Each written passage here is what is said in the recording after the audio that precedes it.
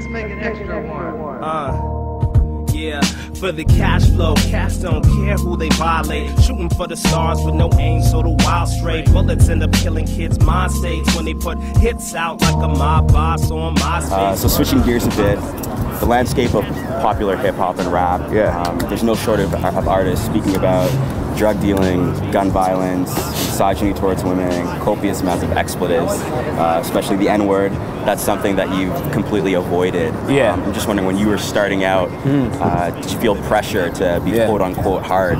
I think every artist, to some extent, like, you start out emulating like your heroes, right? Or the music that you listen to. So yeah, I think like in hip-hop, there's always that aspect of it where it's like, yeah, you know, it's a competitive music, it's a like really kind of like macho kind of music, so it takes a while to sort of like just get into your own shoes and like have a real genuine confidence where you feel like you can just be yourself. Yeah, so that takes time. As far as content though, I've always felt like, out of respect for the culture, out of respect for, you know, just people, there's certain things that I'm not going to speak on because I don't feel like I have authority to speak on them. Yeah. So that's always been a thing of like, I just don't go there. Yeah. One of the things that resonates most with me from your music is how you break down stereotypes. Cool. Not necessarily with just hip hop, but also as a young black male. Yeah. I find a lot of times as a minority, people are often telling you what black is. I'm just wondering, is that something that you consciously set out to do with your music? I try not to, but yeah, I think there's a cool tradition in hip hop of like speaking on issues of like racism, and I think that's one thing that I take, that's a responsibility that I take seriously, and that I enjoy, to be like, hey, like, we're representing new cultural identities when we make music, you know? You know, I'm representing, you know, young black males from Canada and what our life is like here, you know, in my own kind of unique setting and stuff. And so it's cool. I feel like that's cool to be able to like, hey, show people this is a new cultural identity. It's not just me, it's you, it's like, it's Canada, it's right now, 2011, you know, these are our issues, these are our triumphs, these are our challenges, these are our, you know, thoughts and ideas, and this is our humanity that's in common with everybody else. And if you ever sat through a storm, you know the chills. Every valley's gotta peak, everybody's gotta eat. From the crooked fed rallies to your chalice in the street, man, it's deep. So your show tonight has been sold out for a while. Cool. For those who are coming to see Shad for the first time, what can we expect to see tonight? Oh man, we just try to have fun and like keep it loose. Like I said, like, I can't put into words how much I appreciate people taking the time to listen to my music. So when they're there at the show, like, I just try to like reciprocate the energy, have fun. We keep it pretty loose, and hopefully do the tracks people love. And and hopefully just give them something special. I try to interact with people, and you know, whether it's during the show or after the show, whatever I can do. And we have fun, man. Cool. So you hold a business degree from Wilfrid Laurier, and you're also working towards your graduate degree at Simon Fraser. I'm just wondering, with your success, what's driven you to pursue a higher education? Pathological hatred for money or something like that. I don't know. It's just, for me, I like it, you know, I'm interested in it. This degree especially, my first one I wasn't interested in at all, but it was practical, you know? And this one I kind of wanted to go back and do something that I was really interested in, and it's been awesome, you know? It's like an interdisciplinary degree where I can like study a whole range of different stuff, and I feel like I've developed a base for like the learning for the rest of my life. You know, when I go pick up books or when I go talk to people or whatever, there's certain things that I'm interested in, and that just relate to my own growth as a person, and what I see happening in the world and where we can go from here. So so it's been great. Recently you and a dozen other Canadian artists were part of an amazing collaboration with the National Parks Project. Just wondering if you could tell us a little bit about it. Oh man, that was a black man in the Northwest Territories, you know, on film. It was cool. It was super dope. Like, we went to this national park, in the Northwest Territories. Beautiful waterfalls, canyons, and I was with Jason Olga from the Besnard Lakes, who were like a riot and a awesome band, and it was a lot of fun. It was I felt very privileged to get to do that. It was cool. Also, you just recently came from the Hip Hop Summit.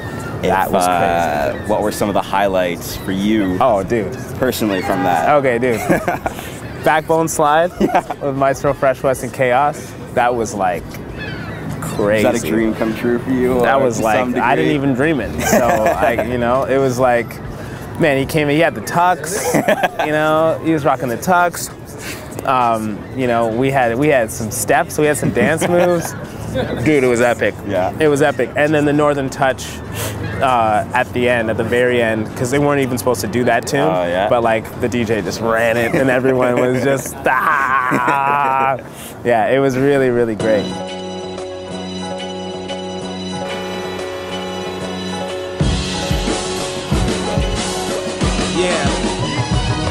I roll with clever broads with goals like better robs, seeking better jobs instead of running scams like set it off. I'm gonna get a little personal here. Cool. On Inside the Actor Studio, host James Lipton asks every actor 10 questions at the end. Okay, cool. So I'm gonna hit you with them. You don't have to elaborate too much. Yeah. But we'll just start off from the top. Okay. What's your favorite word? Integer. It's not. But they asked the dude in, what's that movie, Stranger Than Fiction? I'll never forget that. That was my favorite line. That's my favorite line. What is your least favorite word? Grapefruit. What turns you on? Girls? I don't know. What turns you off? You know what I hate? You know that show Dr. Oz? Yeah. I hate how that dude wears scrubs. On set? On set. Like, why do you have to wear scrubs, man? Just say you're a doctor. Doctors don't wear scrubs around. I hate that. What sound or noise do you love? Singing. Human voice singing. Yeah. What sound or noise do you hate? Sound or noise do I hate? When I worked at McDonald's in high school, and you're doing a drive-through, you had to have this headset on. There's a beep whenever there's a car. I had to quit because of that beep. I loved working there. I'd still be working there right now. But that beep, man, drove me crazy. What is your favorite curse word?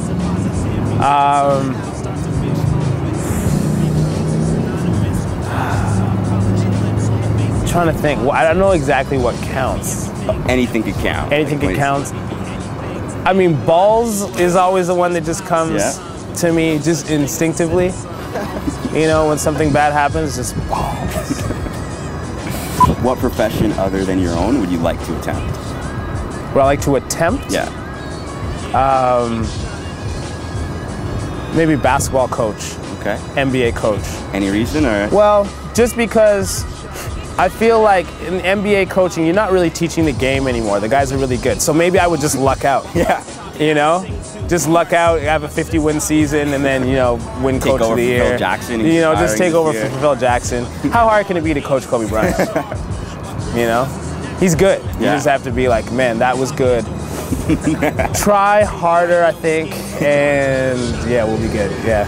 What profession would you not like to do? What profession would I not like to do? Pilot. Pilot? Just because it's like easy / you can kill people. Because so you can go and you're just kind of chilling and then it's like, oh man, like you're just chilling for 8 hours and then you got to really pay attention. There's not a lot of margin. I find baseball hard for that same reason, because most of the time you're just chilling and then all of a sudden you're supposed to sprint. It's like, I can't do that. So last question. Heaven exists. What would you like to hear God say when you arrive at the pearly gates?